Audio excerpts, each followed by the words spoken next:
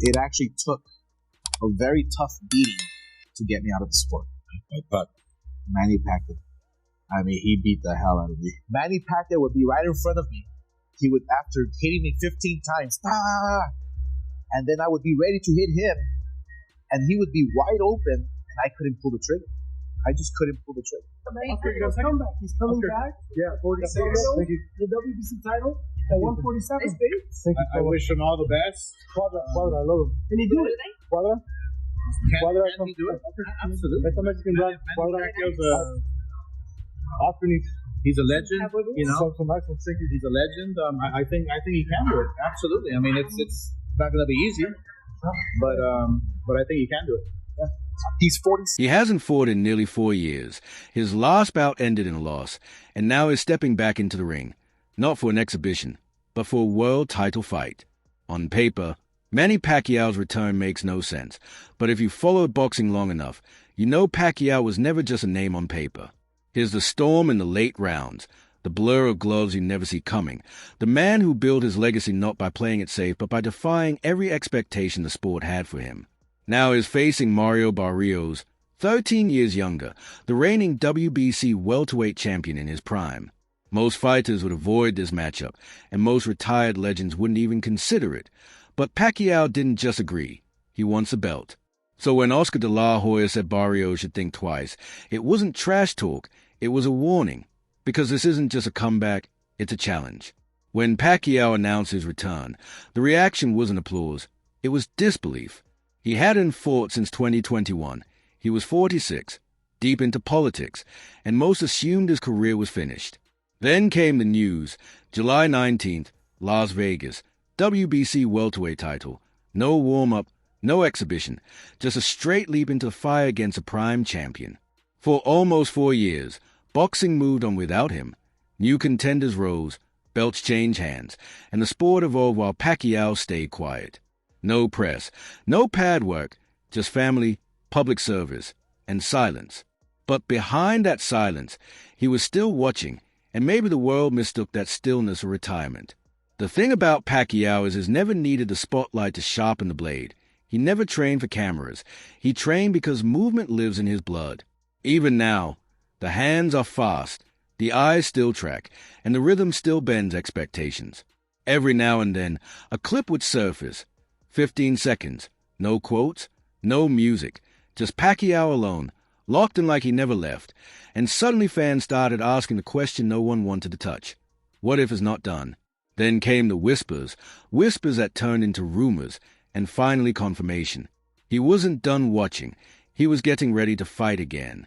But this fight isn't about nostalgia, it's a final statement. Pacquiao already has more accolades than any active fighter, 8 divisions, Fighter of the Decade, and still is not finished fighter. 8 division titles, Fighter of the Decade, and a Hall of Fame career secured long before he hung up the gloves. And still, Manny Pacquiao is putting everything back on the line. Why? Because legacy doesn't sleep, and one win over a reigning champion could change the way we think about age and greatness in this sport. The risk is real, no matter how legendary he is. Time spares no one. He'll enter the ring slower, maybe less durable, and certainly with less momentum. But if history has shown us anything, it's this: Pacquiao doesn't just survive when he's counted out. That's when he thrives. He's not returning to prove anything to fans. He's returning because, in his mind, this isn't the end.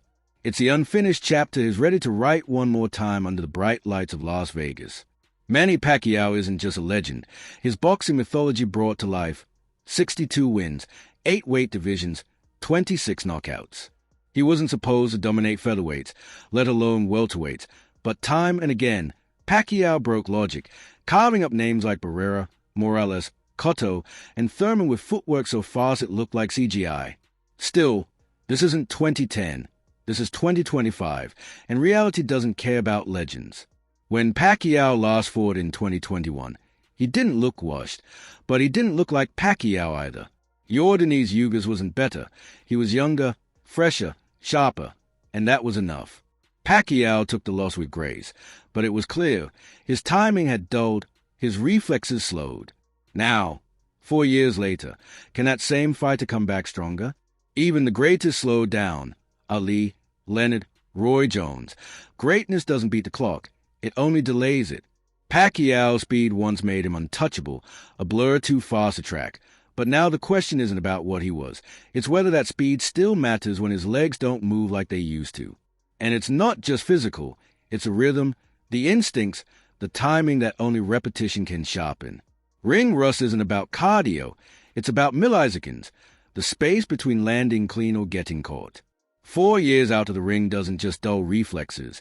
It rewires how you move and react, especially against someone like Barrios who's younger, sharper, and in rhythm. That's not a warm-up, it's a risk zone. But this is where the story could flip. Pacquiao has never relied on youth or brute strength. He wins with movement, angles, pressure, and KOs disguised as rhythm. He doesn't slug it out. He drowns you in volume, bursts, and feints you never saw coming. If that instinct, that sixth sense of timing and space, is still intact, then even at 46, he might be too much for a fighter like Barrios, who's never shared a ring with someone this unpredictable. Pacquiao doesn't need to be who he was.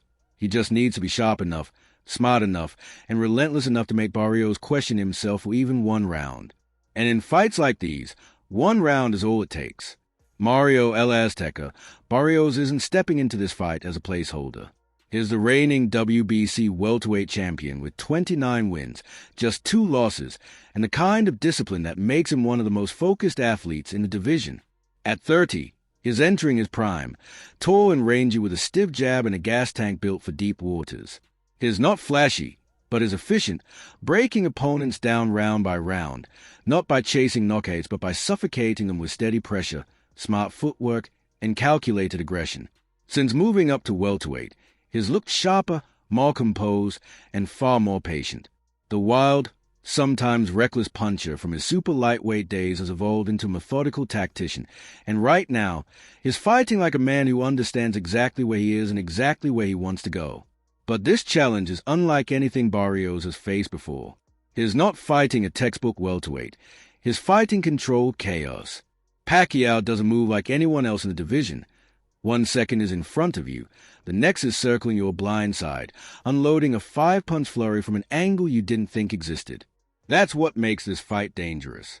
Barrios has never dealt with this kind of pressure, this kind of timing, this kind of unpredictability, especially from a fighter with nothing left to prove and everything left to take. But Barrios isn't walking in blind.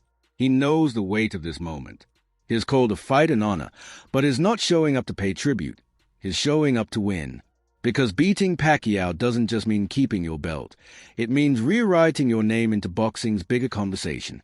It's how you stop being a champion and start being remembered being just a champion and becoming a star, 2 very different things. And Mario Barrios has the youth, the power, and the momentum. But all of that only matters if he can survive what's coming. Now he has to walk through fire and prove he deserved to be mentioned in the same breath as Manny Pacquiao, and few people understand that fire better than Oscar de la Hoya. In 2008, de la Hoya stepped into the ring bigger, favored, and decorated, a 6th-division world champion expected to dominate, but instead he sat on the stool broken and silent, unable to continue. Pacquiao didn't just beat him, he dismantled him systematically and without mercy. So when de la Hoya warns Barrios to think twice, it isn't trash talk, it's experience speaking, the voice of someone who knows what it's like to underestimate a man fighting with no pressure, no fear, and nothing to lose. And de la Hoya isn't the only one concerned. Veterans, analysts, and trainers are all echoing the same warning. This fight may look winnable for Barrios, but it feels like a trap. Pacquiao doesn't train like a man nearing 50. He trains like a contender. He doesn't enter the ring to survive. He enters as a predator, and if his legs hold up for even 6 or 7 rounds, Barrios could find himself caught in a storm he's never experienced. On top of that, there's a psychological weight.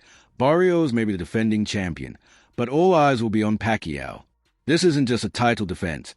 It's a legacy test, and legacy fights carry a pressure no sparring session can prepare you for. The crowd will lean Pacquiao. The media will lean Pacquiao, and the energy in the arena will lean Pacquiao, and in those moments when everything feels heavier, hesitation creeps in. Even Barrios' own camp isn't underestimating Pacquiao, making it clear he's preparing for war, not a farewell tour, because deep down they know that if Pacquiao shows up at even 70% of what he once was, this won't be a routine defense. it will be survival. And when legends step in with nothing to lose and everything to prove, the script often flips in ways no one sees coming. And it isn't hype. That's the voice of experience echoing from corners that know what it's like to face a fighter the world thought was finished inside Pacquiao's camp. The energy isn't nostalgic, it's calculated. No one is pretending this is the same fighter who dismantled Margarito, outclassed Thurman, but they're not relying on the past. They're engineering a version of Pacquiao built for precision over pace, control over chaos. His longtime trainer, Boy Fernandez, has been direct. We're not here for a payday. We're here to win. They've broken down Barrios' rhythm, studied his jab, mapped his patterns, and crafted a strategy centered on disrupting his tempo, forcing resets, and targeting his long torso with sharp combinations. Pacquiao still throws cleaner than most. This isn't about dominating for 12 rounds.